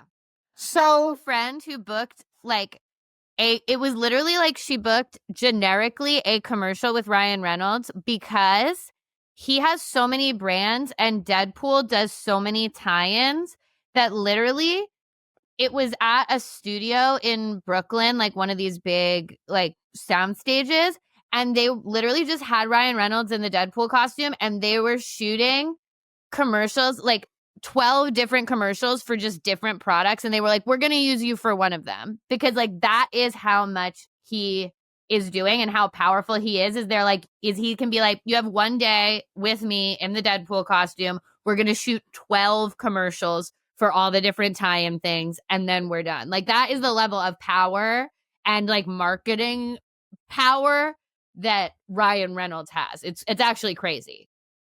okay. And this goes to my thing of like, that this was a suck off because, well, let's just watch this one video. And then I feel like there's the suck off. So what was it like working with Blake Lively on the set of It Ends With Us? Justin Baldoni dropped a number of text messages with crew members detailing just how difficult Blake Lively was to work with. Baldoni claims that since day one of production, she tried to push her weight. She would undermine their wardrobe director and make outfit choices of her own. And rather than showing up to her scheduled fittings, she drove up the budget by having them shuttle all of the clothes to her so that she could try them on.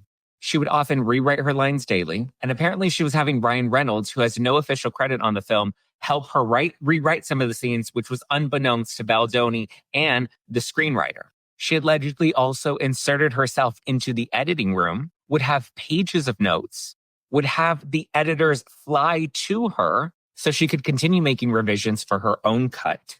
And when she was unhappy, she had the editor and a composer fired from the film. And even though they tested her edit versus Baldoni's edit in front of audiences and Baldoni's edit ranked higher, she demanded that Sony release her version of the film. She even tried to bully her way into getting a PGA mark, which is a coveted credit for producers, which Baldoni and Jamie Heath were absolutely against. So much so that they still wrote the letter, but also sent a copy to their attorney saying that this letter was written and signed under duress. Because anytime Blake didn't get her way, she would halt production, she would threaten to quit, and she would threaten to not market the film. So, to me, the picture that I'm getting is, or this is just showing to me, I mean, and this was what was in Justin's lawsuit. Like, you can see those screenshots where it's basically like the costume designer that they hired, the wardrobe person that they hired is like, hey, Blake is kind of taking over. Blake is doing this, like, and then Justin's talking about like, we spent all this money on our costume person and Blake fucking completely took it over and is making like choices that our costume designer does. And that is consistent with what Blake said, you know, was like, I took over the costume. I took over the music.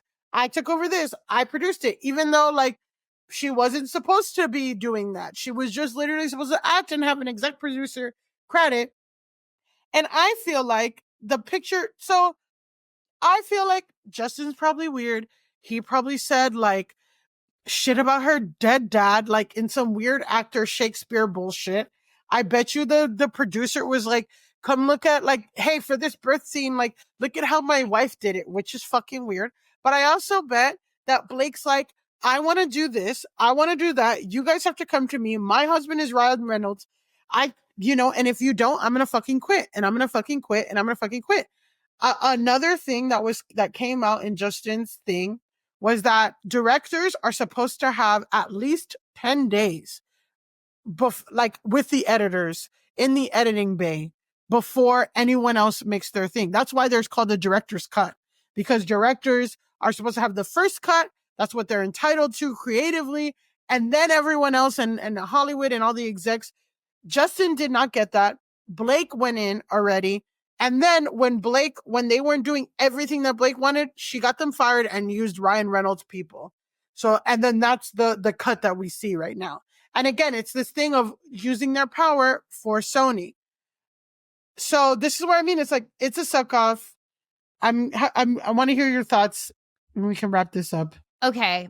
My feeling also still that it's a suck off. I think that we have two personalities. We have one who is this guy who sees himself as this like feminist auteur, blah, blah, blah. I think Justin Baldoni has, based on this, a very inflated view of himself, his own artistic vision. And I don't think that his feminist bona fides are actually authentic. So I think we have that in one corner. I think in the other corner, we have an A-list diva celebrity who is, you know, I think that she came into this movie being like, this is my movie, actually. And who the fuck even is Justin Baldoni? And my husband's Ryan Reynolds. And I'm going to get what I want on this movie. And we're going to do it with my hair care line. And I'm going to wear crazy outfits that I choose. And I'm going to make a cut that's worse because it's my cut. And I'm going to make a bunch of choices that actually artistically I think are weird. I actually think the wardrobe was extremely strange in this movie. It was terrible. But I'm also, part of me is like, not that any of what Blake was doing, like that is not normal behavior on a set to like subsume the director's role in the way that she did. But there is part of me that's like, yeah, well, Justin Baldoni, you shouldn't have hired Blake Lively then. Like you shouldn't have. Well, but that was Colleen Hoover's choice. Is what they said. Yeah, but then it's like, okay, well, you guys got to get together on the same page in some capacity, but also like, even if it's Colleen Hoover's choice, if he has the rights to the film, he could say like, because apparently there were things in Blake's complaint that he was like, she's too old for the role, which she actually was based on the book. So it's like, okay, hire a younger actress who's more going to like go along with your artistic vision. Don't hire someone who is, again, part of this branded marketing couple that like is definitely going to shoehorn a bunch of her weird brands in here and is definitely going to be weird about the costuming and all this stuff. And again, it's not like that is not normal, but it is normal for Blake Lively. So I'm kind of like, don't work with Blake Lively if that's not what you want. But also, I do think, I think that we're in a situation where two intense personalities clashed massively. I think Justin Baldoni behaved inappropriately on the set. I think he clocked that, oh shit, Blake has these receipts. We're not getting along. This movie is ending in an acrimonious way. He hired a PR crisis team. I do think they acted preemptively to be like, let's make sure the bad Blake stories are getting more air than the bad Justin stories. That spiraled. And now we're again, it ends with PR. Now we're in the suck off and like, they're going to go back and forth in these complaints. And it really won't be until like actual court shit happens that we know what the full picture is, because Blake's complaint can't be 100% true. Like that's her side of the story. And Baldoni's complaint is his side of the story. So, like, and both of those documents are literally created, both of them are. Both of them are created to get their side of the story documented and out in the public. So both of them have a very specific point of view, and you can't take either one as being, like, gospel truth. Yeah, and I just don't necessarily think they deny, like, I mean, I think like, yeah, Justin being like, well, I never did any of that. I just like, and I'm also a part of me like, this is crazy. This is insane. I can't believe this shit. This is so dumb. And a part of me is like, that this is all for that stupid ass fucking movie. That's terrible. Like so mid. A white Tyler Perry movie. Fucking true. That is exactly what it is, Melly. Like you said that. It's a white Tyler Perry movie. The most mid movie. I think that there were two personalities involved in this that both suck, and then they got in a big fight, and they were like, okay, which one of us can use our power to bury the other one? And yeah, and I think that, Justin came in with like, I have my very specific idea. you're a little bit more cynical about his. I mean, I do think that like maybe that he thinks he's such an whatever, but I do like, I don't know. I mean, part of me is like, is he the perfect feminist he posts himself to be?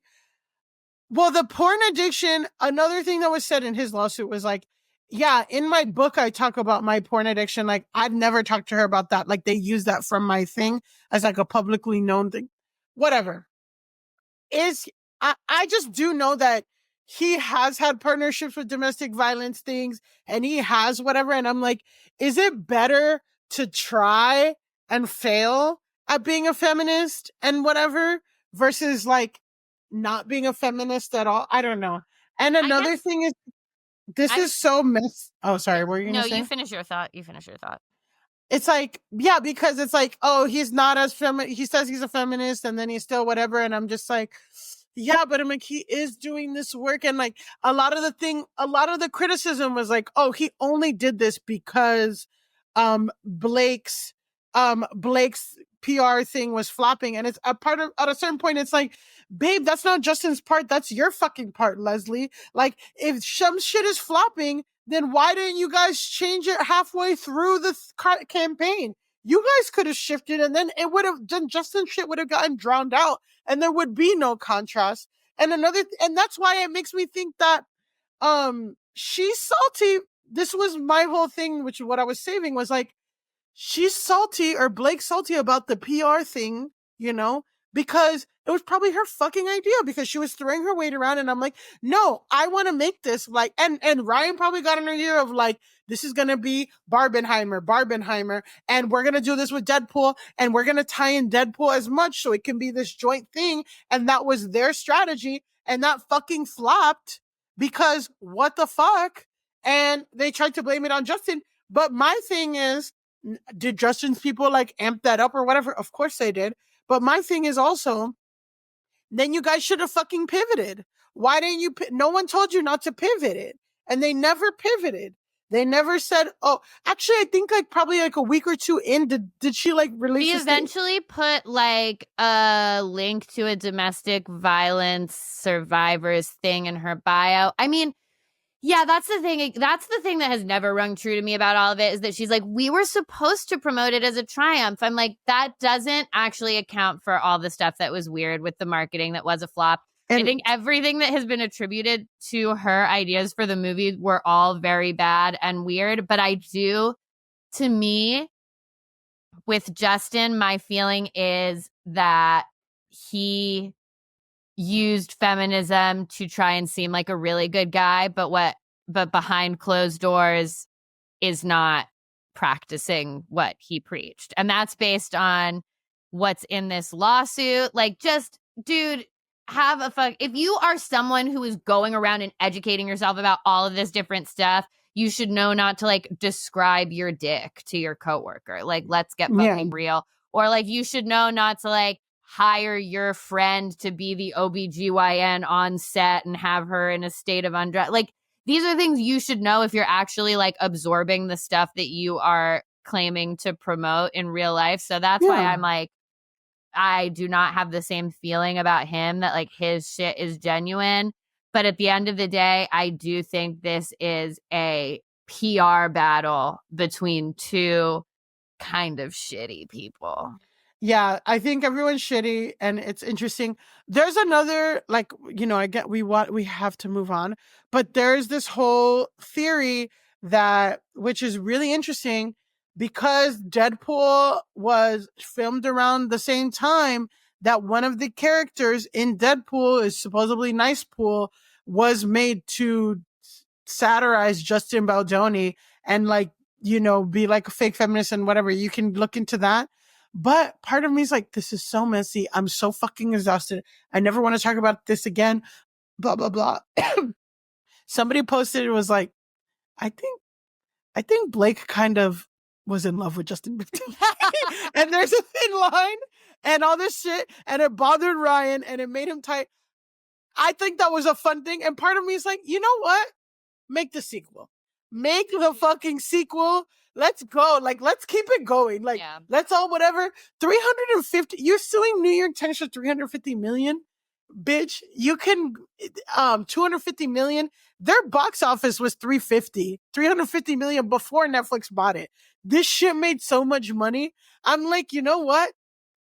And then make a documentary about the behind the scenes after all of this. Like, you know what? Let's do it. Like, that's my cynical, capitalist, stupid fucking brain is like, you know, this is all this drama. You guys both suck. You have met each other's match. And that's why it's annoying. Because usually everyone would know to fucking Blake Lively and Ryan Reynolds shit. And then Justin Baldoni will pick obscure people who don't have any power and he'll fucking, so I'm like, you know what? Spy versus spy. Let's fucking go. Let's fucking go. On to our next segment. Okay, it is time. We have to move on for our first grasshole of 2025. Today, we are declaring TikTok girlies Kylan and Izzy Darnell grasshole of the week. For anyone who is new, grasshole of the week is our segment where we declare the person, people, businesses that need to log off the most. And this week, it is these two TikTok sisters. So let me just do a little background and then we'll talk about why they're in trouble. So who is Kylan Darnell?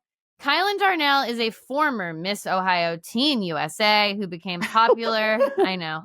We're already beginning in a great. So like if you can picture in your mind a former Miss Ohio Teen USA, that is exactly what Kylan Darnell looks like. She became popular on Bama Rush TikTok. So for anyone who doesn't know, every year when University of Alabama does its sorority rush, TikTok goes crazy. It's people document their outfits and going to the events and getting in or not getting in and the rush process. And HBO tried to make a documentary about it. And like, it was so bad. And literally none of the people going through rush would talk to HBO about it. So then yeah, I heard that it was bad.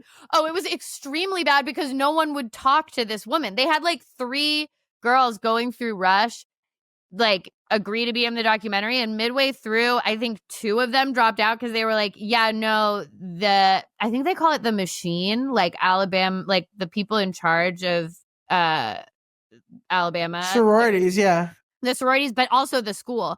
They were like, they have come down and they've said like anyone who's talking to a documentary about us will be banned from Rush forever. So like 2 of the girls dropped out. And then basically the person who was making the documentary, she has like alopecia totalis, like she's bald, and she had to like pivot the documentary to be like, I realized that in the same way that these girls were rushing to be in sororities, I was rushing my whole life to be in the sorority of people with hair. I was like, girl, just don't even. You've lost the documentary. You've lost the documentary. If you're trying to now pivot and be like, in many ways, my alopecia is Bama Rush. I'm like, no. Because no one would and the Rush is all the friends we made along the way. It's honestly one of the worst documentaries I've ever seen, just because it's like there's nothing there because no one would talk to her. Anyway, but that's what Bama Rush is. It's a big thing on TikTok every single year. Kind of the first year that it became big, this girl, Kylan Darnell, was one of the main faces of it. And she documented her journey to becoming a member of Zeta Tau Alpha, God bless. Over the course of this, she got over 35 million likes on her videos documenting the process. She gained over 600,000 followers during that time, and she now has 1.1 million followers. So I'm going to show you just like a classic Kylan Darnell video so that we can like, just so that we're working on the same page here. Hope you have a great day, not just a good day. You're in a rush because the game starts at 11. We're kind of late. Anyway, my dress is my Revolve. It's Helsa. And then my shoes are these leopard print heels from Zara. Bag is this Boutique Zeta pin. And then my jewelry's pretty much the same as always. But my makeup is Hair by Asia. Well, makeup by Asia and hair because she did my makeup and hair. She slayed it. I'm so excited. We're going to go meet South Carolina. Anyways, Hope you have a great game, not just a good game. Love ya. Bye. So that's her like thing that she always says is hope you have a great day, not just a good day. Fans of my content will know that I have a video that character that I do that's like a Bama Rush girl who just witnessed a murder, and she is like the exact model for that character that I do, which is like, gonna do a little OTD, and then she talks about the murder she witnessed. Anyway, she's very, very famous. That's her. She also has a famous sister. Her sister. I'm sorry, getting a makeup artist to go to a football game. I mean, that's so American quoted. Oh, yeah. Well, we are squarely in white Southern America, rich girl for the rest of the episode. So yeah, get into that headspace. So Izzy Darnell is Kylan's little sister. She has 747.3 thousand followers. She went super viral in April of 2024 with a series trying to find her prom dress, and then this video of herself in a yellow prom dress, lip syncing to How to Lose a Guy in 10 Days, where she ends up at the end accidentally falling into the pool. I will show this video to you now, Millie. And other girls dream that they be Ben's partner. They be Ben's partner. And you're so great. So, pretty girl, pretty dress. She falls in the pool. That's the video that made her super viral. Then the two of them got into like a spat on TikTok about this. That video has 64.4 million views, by the way. This started a back and forth between Kylan and Izzy on TikTok because Kylan said that was actually her dress and Izzy ruined the dress. And then Izzy wore a different one of Kylan's pageant dresses to prom, but she put a strap on it, which pissed Kylan off because Kylan said that the dress was $10,000 and it was custom and she was holding on to it in case she needed to do more pageants. So sister fight, but happening on TikTok, basically. Happening on TikTok, which is crazy. Yeah, it's like a blown up rich girl version of the classic, like, you borrowed my leggings, wear my fucking leggings fight that sisters have. But it's all happening on TikTok. So I think a lot of people felt like, is any of this real? Or are you guys just, that's kind of the vibe. Kylan also went bad viral once because she said she didn't like the Barbie movie. And she started it with like, I wasn't having a great day and not just a good day. Because she didn't like the movie and she thought that Barbie and Ken should be in love and like, I don't know, just stupid shit. Anyway, that's them. That's their space online. They are now embroiled in controversy because of a Christmas haul video that Kylan posted after Christmas. For anyone who doesn't know, a haul is basically like a TikToker influencer will come on, they'll show you all the shit that they bought or got, and they show it all to camera. It's a very popular type of video. This video is 5 minutes long and not interesting for us to play here because it's literally just her showing products, but I will explain what happened. Starts off pretty tame. We get some Zara, we get some Aloe, we get some free people. But as the haul continues, Kylan starts to show off some very seriously luxury items. So she shows off these Chanel tennis shoes that are roughly $1,200, Chanel kitten heels that are like $1,200, 3 different Chanel bags, including the Chanel straw raffia bag, which, Chanel doesn't even like advertise how much these bags cost. When you're getting into the like luxury bag space, that's a whole other world. You have to like go to the store and make nice with one of the sales associates and get them to put you on a list. Like the world of luxury bag buying is insane. But the bags that she was showing could be anywhere from $3,000 to $6,000 bags. She showed 3 of them, by the way. She showed a Lady Dior D-Joy handbag, which is probably around $6,000 if it's new, and 2 Van Cleef necklaces. I went on this with Van Cleef, this brand's website. The necklaces that I saw on there ranged anywhere from $2,800 to there was literally one that was $18,000. So This is some very seriously pricey shit that is in the haul, right? People notice this immediately. People in the comments, they start chatting. They start noticing, okay, when Kylan gets to the super luxury stuff, she's really only showing it for like a second. Suspicion starts to grow that perhaps some of these items are not authentic. But the suspicion grows even further when Izzy posts her own haul, and it includes this video. To dress up my little purse with you guys, I bought some stuff to go on it, like bag charms and everything. So Santa brought me the mini pink Kelly bag, and I'm dying. I'm dying. But a while back, whenever me and Kylan were shopping, I bought some charms and stuff to go on top of it. So the deal with that bag, just to keep us moving along, that is, we don't know the pricing of a Birkin because it's their Birkins, but it could be between $30,000 and $200,000 for a Birkin bag, a genuine Birkin. Mm-hmm. And this starts to really raise alarm bells because you can't really just buy a Birkin. Like, you can't like go to an Hermes store and get a Birkin bag.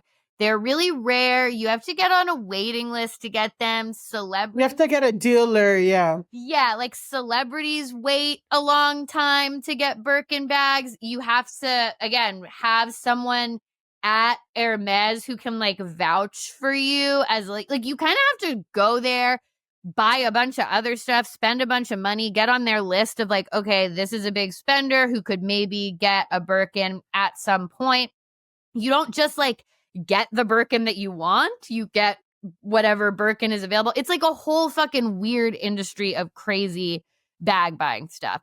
So people immediately are like, absolutely not. There's no way that this shit is real. And they start This 19-year-old girl from like Ohio. Yeah, Alabama. But I guess they were Miss Ohio. So you're right. They're Miss Ohio, but they go to college in Alabama, yeah. Okay, yeah. But they're anyway. Point is, alarm bells start to ring, and people start to be like, we think this shit is fake, and we think that it's all DHGate. And I do, as our DHGate expert, want to give you the floor to explain DHGate to the listeners at this point. Yeah, so I would say people feel pretty strongly about it. But personally, if you ever go to Chinatown in New York City and you see that they have fake bags, and to me, they're good quality fakes, you know, they're not like, if it says Gucci, before it used to be like Hoochie, like with an H and like all this stuff. But like, these are like, I would say high quality, fake bags, you know, not authentic, whatever. And you could get them on the street in New York City for like $60, $40, $50, $80, as opposed to $200, $500, $1,000. So now there's an app that connects you to these factories in China, and they basically it's where they make all this shit. You know, some places like Hermes or whatever, they're like, oh, we make it in Italy or something. And they might, but like in China, they can like replicate everything. So you're just getting it directly from China at like a deeply discounted, like for $60, $40, whatever. And especially if you buy in bulk or if you buy multiple items, it gets even cheaper. The only thing is that the shipping is like, it's coming from China and like in a crate. So it's like, takes like 3 months or something, or 2 weeks, or multiple, you know, as opposed to like a 2-day turnaround that you get on Amazon or something. Yeah, but that's DHGate. For high quality knockoffs is like the vibe of DHGate. So, okay, people are now all up in arms in the comments. They are analyzing every little thing that they showed. So here's one video that I think is a good example of like the type of conversation that is being had around this haul and like whether or not the things are real or fake. So this video is from a creator, Shay La, and it's Shay.La, Luh. Okay. I saw the Izzy and Kylan Darnell Rich Girl Christmas haul, and a lot of it is DHGate. Not to be a hater. Usually I'm like, girl, get your bag, save your money. But the fact that they're flaunting all this stuff as if it's real, this was my first giveaway. When she showed her Chanel shoes, they came in a matte Chanel black box. Chanel shoes come in a box that's kind of like textured like this. They're not matte. And they don't open up the way that she opened the box. They are this kind of box, lid kind of thing. And then with the Chanel shoes, because those shoes are not in-season shoes, they're more like collector's items. I collect designer Chanel shoes that are not in season because it's my favorite thing to do.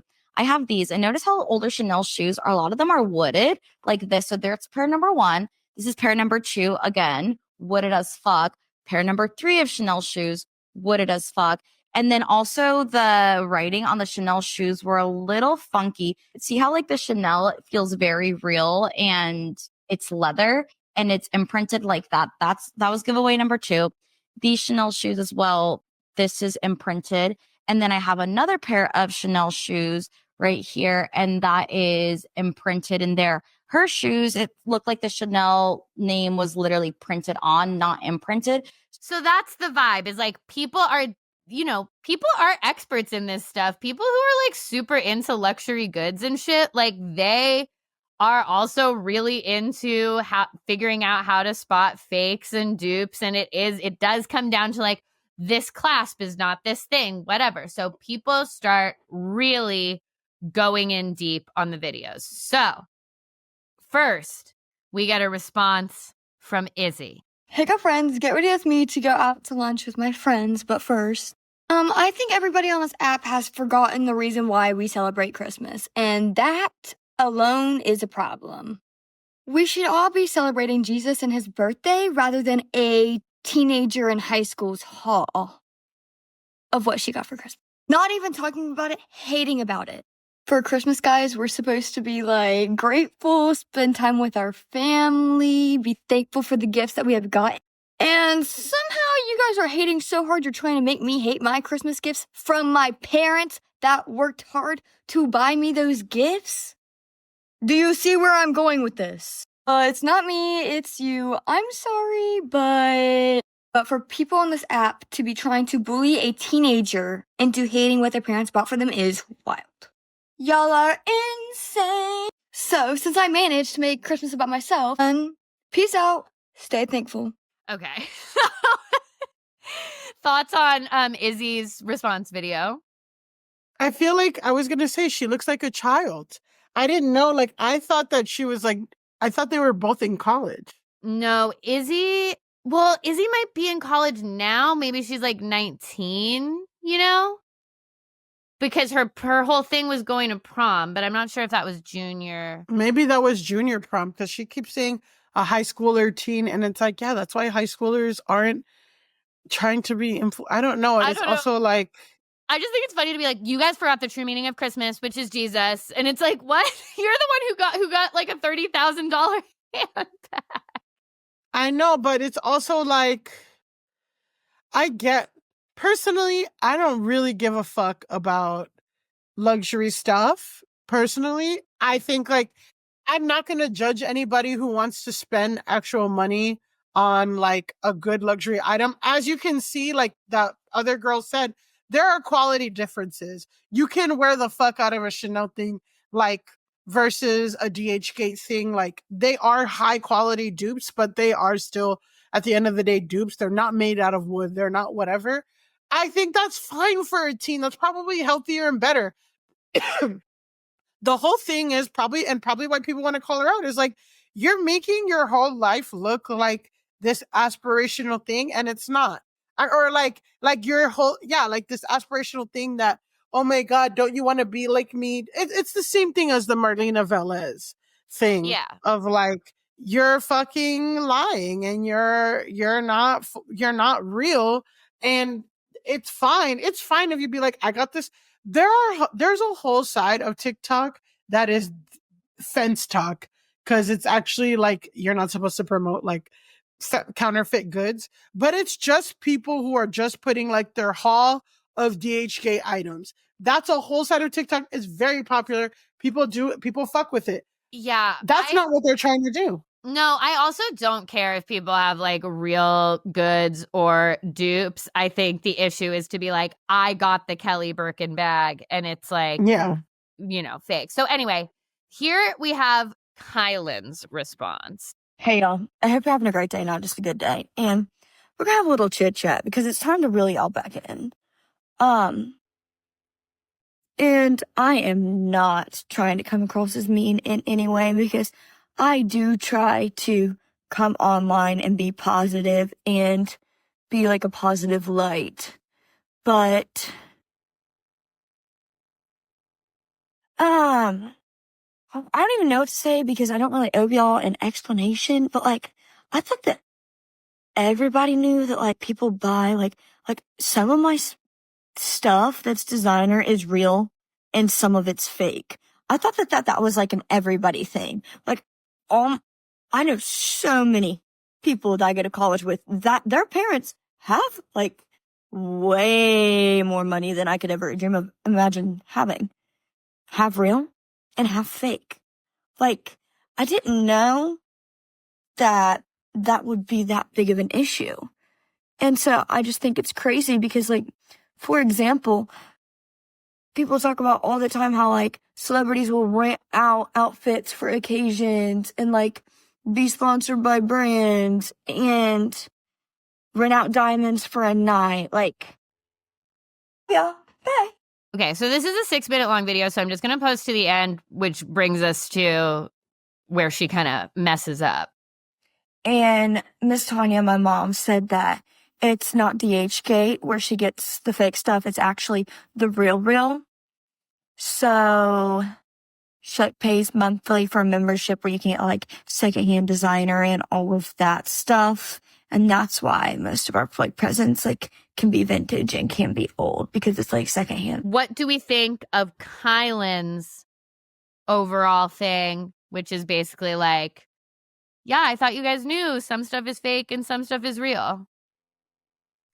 Again, I don't think that people did know that. And you weren't like advertising it and no one cares. But it's just that you care that people said something. Yeah. So that's the thing is I'm just like, yeah, that might be true. And honestly, if you wanted to just say, hey guys, sorry, I wasn't really thinking about, like, yeah, some of the stuff is fake, some of it's real. I wasn't thinking about it in that way. Personally, I would say don't show your knockoff stuff on TikTok in a haul because you could end up getting in trouble if you're someone with 1 million followers. Like, yeah, like it kind of, my feeling is she should have just kept the haul to stuff that was real and maybe showed like one pair of the fake Chanel shoes and been like, I did get Chanel, and then it wouldn't have been the same thing. But it's like, once you're showing a haul that's worth like $60,000 of stuff, people are going to be like, is this real? And then you're getting yourself into this dicey place. But the reason I showed the end of the video is because the end of the video is where she made her fatal mistake. Did you catch it? She said it's from the RealReal. She said it's from the RealReal. So she brought the RealReal into it. And she brought Mama Darnell into it, who is her own mother. Mama Darnell then posts a video of her own that is just like herself. It doesn't, we don't need to watch it. We don't need to watch it. It's like a video of herself drinking to I don't care, I love it. And then the text is just, okay, hate me for buying my gifts on the RealReal for Christmas. Or, okay, hate me for buying my girls the RealReal for Christmas. They are spoiled brats anyway. So now 2 people have said that stuff came from the RealReal. So now this takes it to another level because the RealReal, they're called the RealReal. They want you to, they don't want people to say that they're buying fake knockoff goods on the RealReal. The RealReal's whole thing is that you can buy secondhand luxury goods there. That's the point of it. So then people start tagging the RealReal and they start being like, are you here? I found one comment that's like, please clear up the Kylan and Tanya Darnell situation. LOL. Y'all need to sue or file a lawsuit or else you will lose customers. Then the RealReal responds, hey, appreciate you flagging this. We reached out to the Darnells directly to clear up any confusion. Thank you for your patience and concern. Heart, sincerely, a social media manager. So now the RealReal is involved. The RealReal then posts an ad. We're not going to watch it because it's an ad for the RealReal, but it's clearly in response to all of this. And it is an ad starring the Kelly mini Birkin bag, showing how, like, the entire process of how they authenticate their bags. So clearly it is like made in response to this situation. People are then now starting to speculate that Darnell's could face legal action, though I watched a couple lawyer TikToks who said that's probably unlikely just because, like, number one, proving intent is hard. Like, you have to prove that they, like, intended to deceive you for, like, some specific purpose. Also, Kylan in her video says she thinks her mom got it from the RealReal, though Mama Darnell did say she got it from the RealReal, so whatever. But the big thing is that they're like, the RealReal wouldn't have made this ad if they were actually intending to, like, file legal action. They would, like, save stuff for their ad. So where does this all end, Millie? It ends with another haul. We have one more video to watch. Oh my God. Elise. I know. This episode is so long already. Official best day ever. Because I love the internet, and no matter what happens on the internet, I swear it will always come out great unless you do something diabolical. So we would like to thank you guys for saying that everything we owned was fake. Because our mommies and daddies felt so bad. They bought us everything real. Yeah. So this is like a part 2 of the Christmas haul. Not only did I get new boobs for Christmas, I got a new nose, but we got from Forward. We're going to have to share receipts now because, sorry, y'all, we don't want to make you mad or make you think that we've got fake, we've got real, but here is from Forward, which is a site where you can buy, like, secondhand designer or just items that people didn't like, and you can read. Anyway, the point is they got all the bags for real now. They have all the fancy bags. Everybody has their fancy designer bags for real. So for the crime of tricking people with fake luxury goods for likes and views, then trying to blame a company that was uninvolved in said fake luxury goods, when the entire time you could have just afforded all the luxury goods in the first place. Izzy and Kylan, go touch grass. Go touch grass. And that was their fucking parents too. Fuck and their parents too. Probably, honestly, more the parents. Like, really, you're gonna let fucking, because your daughter's got in an internet thing, you guys are gonna spend like fucking $60,000 on bags because they probably brought 3 of the bags and it's secondhand, so they're not gonna spend. They're probably spending $5,000, honestly. Yeah, I mean, either way. Just and you got your like 19-year-old daughter titties for Christmas. Like, I think that's fake. I hate these people. I think they're just, that's fake. But like, they're just, I think that like, based on a lot of the videos I watched, I think that the dad and mom like got upset that people were saying they couldn't afford all this stuff. So now they got their kids the stuff. And it's like, really? You are adults. Like, you should be. A good example would be like, we can afford this, but we don't spend our money like this. I remember my family, like, I used to be like asking my parents, because we had across the street neighbors, and they always had really nice cars and their house is clean and all this like was perfect. And I'm like, how come we don't have nice cars? And then my mom's like, we have a bunch of fucking kids. And like, sure, we probably make enough money or whatever, but we spend our money taking care of you fucking assholes and going on vacation and doing different shit. And that's just them's the breaks. Yeah, it's just funny for 2 adults to like get embroiled in TikTok drama that's happening with their daughters and be like, I guess we have to buy thousands of dollars in luxury bags. So go touch grass to the Darnell parents as well. And that's our episode, the very first episode of 2025. There was 5 hours long. I know. There was much to be uncovered, much to be unearthed. We'll be back in studio with a very fun guest next week, and we are so excited. Don't forget to check us out on YouTube, and until next time, go touch grass. Grass. We'll be able to say it in unison next week when we're together. That was a HeadGum podcast.